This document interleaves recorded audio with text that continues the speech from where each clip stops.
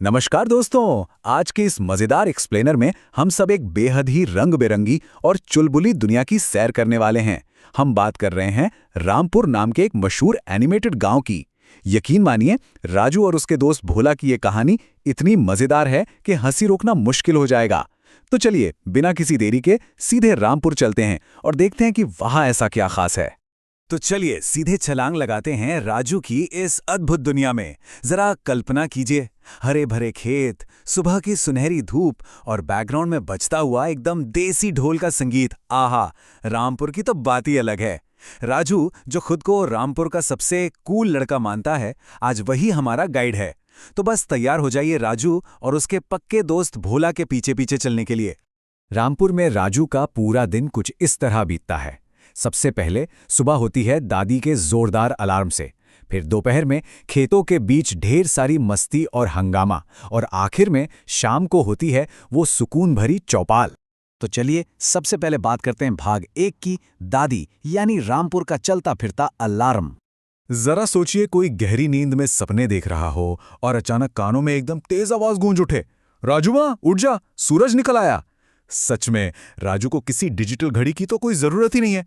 उसकी दादी की ये जोरदार आवाज ही पूरे गांव का सबसे बेहतरीन अलार्म है। मुर्गे की बांग के साथ जब दादी इस तरह चिल्लाती है ना, तो मजाल है कि कोई सोता रह जाए।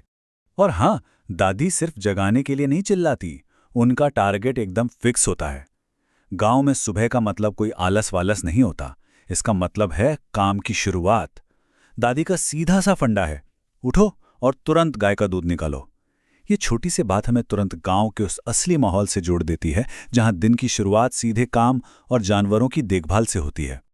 अब बढ़ते हैं भाग 2 की तरफ, जहां एंट्री होती है गांव के असली तूफान की, यानी भोला की मजेदार करतूतें।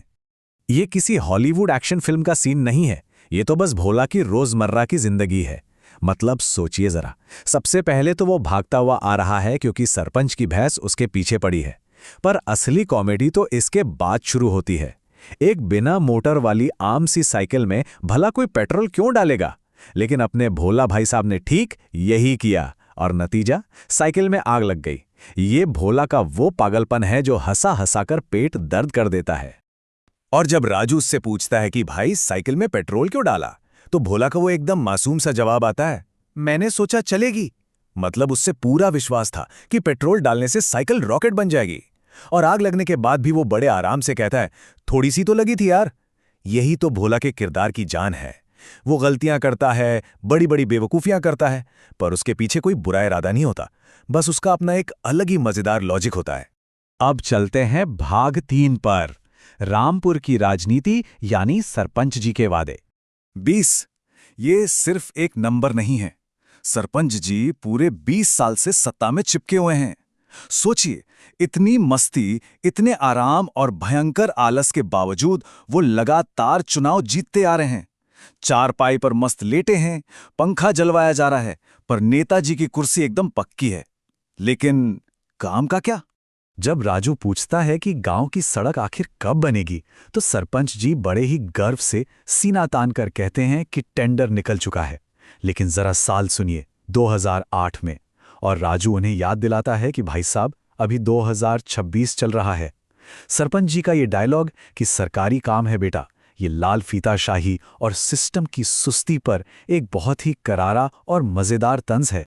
और जब भी चुनाव की बात आती है तो सरपंच जी अपना वही पुराना घिसा पिटा कैसेट चालू कर देते हैं, रामलाल है तो रामपुर है। अचानक से खड़े होंगे और पूरे जोश में भाषण पेलने लगेंगे।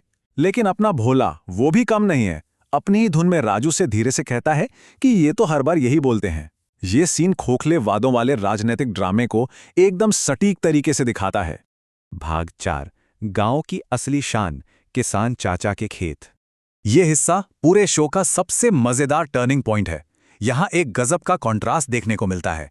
एक पल में हम देखते हैं कि किसान चाचा अपनी जमीन को लेकर कितने भावुक हैं। वो एकदम कवि वाले अंदाज में कहते हैं, यह खेत हमारी माँ है, यहां भगवान मुस्कुराते हैं। आहा, कितना सुंदर विचार है। लेकिन अगले ही पल, जैसे ही उन्हें भोला की याद आती है जिसने पिछली बार उनकी फसल खराब की थी, उनका मिजाज पूरी तरह घूम जाता है। अगर भोला फिर आया तो जूता मारूंगा। कवियों वाली नरमी अचानक से खतरनाक गुस्से में बदल जाती है और ये अचानक हुआ बदलाव जबरदस्त कॉमेडी पैदा करता है। और अब दिन ढलने लगा है। हम पहुंच गए हैं भाग 5 पर, शाम की चौपाल और विदाई। एक बार जरा रामपुर के इन अजीब और गरीब किरदारों पर नजर डालिए। हमारे पास वो इंसान रूपी अलार्म वाली दादी हैं, साइकिल में पेट्रोल डालकर रॉकेट बनाने वाला भोला है, 2008 के अटके हुए सड़क टेंडर वाले आराम पसंद सरपंच जी हैं, और जूतों से डराने वाले वो भावुक किसान चाचा हैं। सच कहें तो इन्हीं सब अतरंगी किरदारों की वजह से रामपुर की ये दुनिया इतनी जिंदा और मजेदार लगती है। शाम की इस चौपाल में हमें दादी का एक बिल्कुल अलग ही रूप देखने को मिलता है। जो दादी सुबह सुबह पूरे गांव को अपनी तेज आवाज से हिला रही थीं, वही दादी अब एकदम प्यार से राजू के पास आती हैं, उसके सिर पर धीरे से हाथ फेरती हैं और पूछती हैं कि खाना खाएगा या नहीं। राजू भी मुस्कुराकर कहता है, एक पल तवा दूसरे पल प्यार। और सच में यही तो भारतीय परिवारों की असली मिठास है, बाहर से सख्त लेकिन अंदर से एकदम नरम। और यहीं से हमें इस पूरी कहानी का सबसे गहरा संदेश मिलता है। राजू जब गांव को निहार रहा होता है तो वो एक दिल छू लेने वाली बात कहता है, शहर में सब कुछ है लेकिन ये अपनापन नहीं। जय रामपुर, जय भारत। शहर में चाहे कितनी भी चमक दमक हो, लेकिन वो जो बिना किसी स्वार्थ का प्यार है, जो एक दूसरे की परवाह करने की भावना है, वो रामपुर जैसे गांवों में ही बसती है। ये सिर्फ राजू की नहीं, बल्कि उन जड़ों की कहानी है जो हम सबको जोड़कर रखती हैं। अरे रुकिए रुकिए, क्या रामपुर की कोई भी कहानी बिना किसी आखिरी हंगामे के खत्म हो सकती है? बिल्कुल नहीं। जैसे ही ये इमोशनल माहौल बन रहा होता है, तभी पीछे से भोला चिल्लाता हुआ भागता आता है, राजू भैंस फिर आ गई। हाहा, ये एकदम परफेक्ट स्लैपस्टिक एंडिंग है। अब बताइए, क्या इस हंगामे और प्यार से भरे गांव की सैर करने का मन नहीं कर रहा? रामपुर का ये मजेदार एक्सप्लेनेयर यहीं खत्म होता है। इस चुलबुले सफर में साथ जुड़ने के लिए बहुत बहुत धन्यवाद। मिलते हैं अगली बार।